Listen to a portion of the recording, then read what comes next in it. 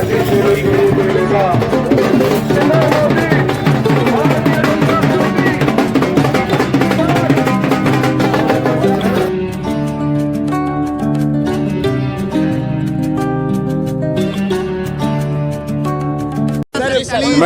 सभी आज हम लोग सुबह से चल कर के बहादुरगढ़ से होते हुए सभी बीच में बहादुरगढ़, रोहतक, हमारा बनियानी गांव जो मनोहर लाल जी का गांव है, उसके बाद महम के आगे हांसी, हिसार, अग्रोहा, हमारा बोडा, होशनाग, फतेहाबाद और उसके बीच में लगातार करीबन हर गांव जो सड़क पे पड़ता है वहाँ के साथियों ने, कोई शहर है, कस्बा है, डिंग मंडी, सभी ने बहुत गर्मजोशी के साथ आज मेरा, हमारे साथियों का, हमारे सभी पदाधिकारियों का, हमारे दोनों जिलाध्यक्ष, हमारे विधायक, पूर्व विधायक, सभी साथी जो आज मेरे साथ चल कर के आए हैं, उनका बहुत गर्मजोशी के साथ स्वागत हुआ। मैं आभारी हूँ सभी साथियों का। और ये जज्बा, जोश और जुनून ये इस बात का संकेत है कि देश के लोगों ने मन बना लिया है कि मोदी जी जो कह रहे थे 400 पार, वो 400 पार का आंकड़ा निश्चित तौर पर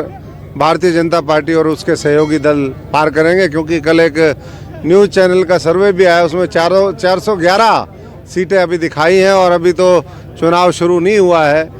मैं समझता हूं कि जब शुरू होगा और विपक्ष को जब कैंडिडेट भी नहीं मिलेंगे इंडिया अलायंस को,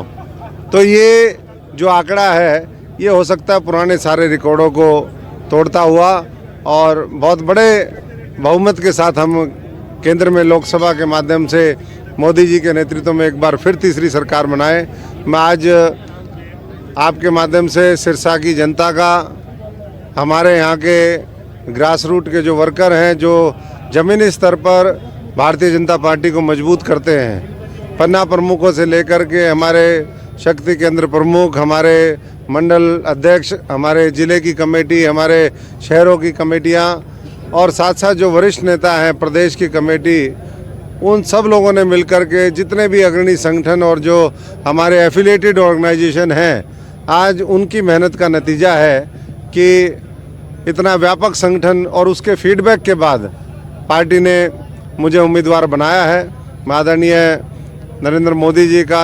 आदरणीय पार्टी के अध्यक्ष नड्डा साहब का, अमित शाह जी का, मनोहर लाल जी का, नायब सैनी जी का, विप्लव देव जी का, हमारे फनेंद्र नाथ शर्मा जी का और तमाम वो लोग जो यहाँ के लोकल लोग भी हैं, बहुत वरिष्ठ नेतृत्व यहाँ पर है, उन सब ने जो अपना विश्वास मुझ पर जताया है, मैं समझता हूँ कि उसको एक गारंटी के रूप में, क्योंकि आज मोदी जी जो भी बात कहते हैं एक गारंटी होती है, तो मैं भी यही कहूँगा कि उनके पद चिन्हों पर चलते हुए मैं भी उनको ये गारंटी देता हूँ कि जो 75 वर्षों में इस सिरसा के अंदर नहीं हुआ, बहुत कोशिशें हुई, हमने भी करी, हमारे बाद की 10 साल की सरकार ने भी की, बड़े बड़े हाईवे बने और चीज़ें हुई, लेकिन आज भी बहुत आवश्यकता है इस इलाके की। ये कृषि प्रधान इलाका है और यहाँ जो फूड प्रोसेसिंग इंडस्ट्रीज़ हैं, हमारे टेक्सटाइल बेस्ड इंडस्ट्री हैं, दूसरे और औद्योगिक इकाइयाँ हैं, उसके लगने की संभावनाएं हैं। और मोदी जी ने कहा है कि अगले 5 वर्ष रेलवे के क्षेत्र में खासतौर से इंफ्रास्ट्रक्चर डेवलप करने की दिशा में अभूतपूर्व होंगे। तो वैसे में मैं ये मानता हूँ कि सिरसा जैसे इलाके का, यहाँ हज़ारों एकड़ ज़मीनें हमारी बची हुई है, लेकिन उस पर जिस तरीके से और प्रोजेक्ट भी होने चाहिए, उस ज़मीन का जैसे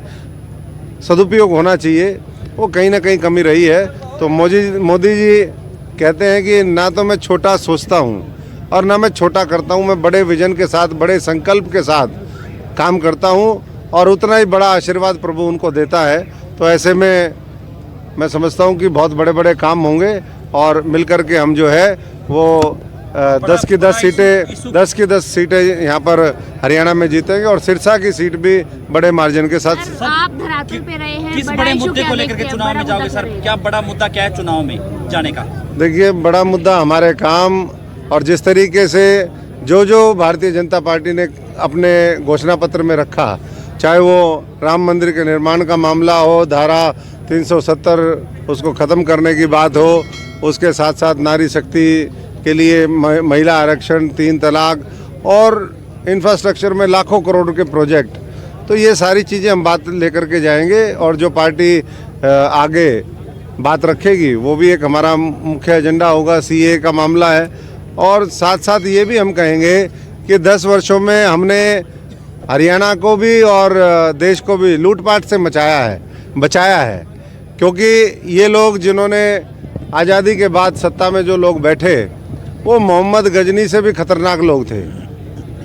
अगर मोहम्मद गजनी का आप आकलन करोगे कितना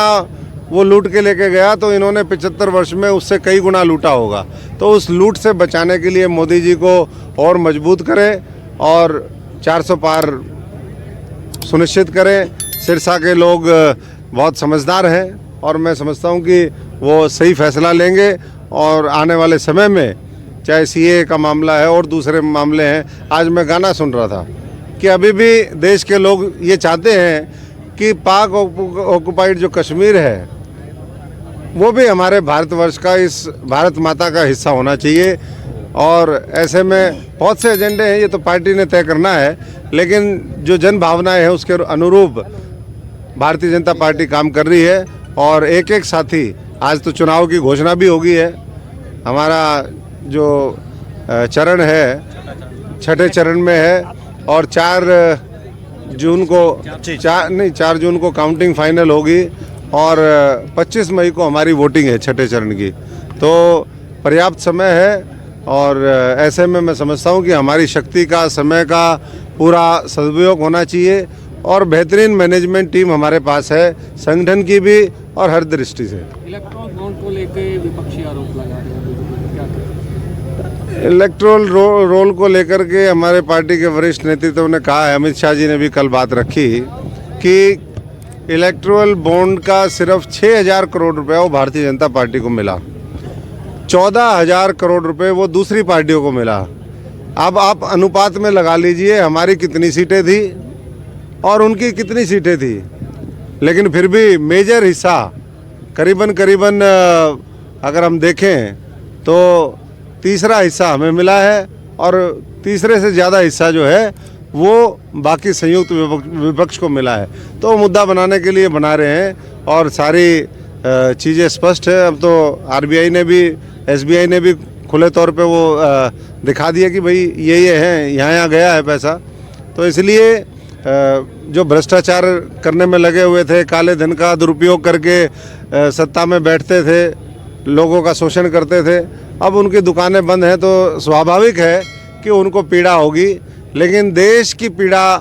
ख़त्म करने का जो संकल्प है वो नरेंद्र मोदी जी और मनोहर लाल जी के पास, और अब नायब सैनी जी को जिस तरीके से मौका मिला, मैं इतना ही कहूँगा कि कल मैं करनाल में भी गया, आगे कुरुक्षेत्र में प्रोग्राम था, करनाल के लोग कह रहे थे मनोहर लाल जी ने 10 साल हमारी सेवा करी, हम 10 लाख वोटों से जिता करके उनको देश की सबसे बड़ी पंचायत में भेजेंगे और पार्टी ने जो उनके लिए एक बड़ा रोल तय किया है उसमें वो अच्छे से उसको जैसे हरियाणा में निभाया वैसे ही निभाएंगे। एक युवा नेतृत्व हरियाणा को नायब सैनी जी के रूप में मिला है, तो इसलिए सारे साथी पूरी ताकत के साथ अब लोकसभा जीतें और लोकसभा में भी कोई भी सीट मुझे लगता है कि 5 लाख से मार्जिन से कम नहीं जीतेंगे। रोहतक के अंदर भी पहले ये लोग पिछली बार 1-2 बार बूथ कैप्चरिंग करके जीत गए थे, अन्यथा मैं समझता हूँ कि वहाँ भी परिणाम जो है दूसरे लोकसभा जैसे, क्योंकि वहाँ भी बड़ा गुस्सा है लोगों का।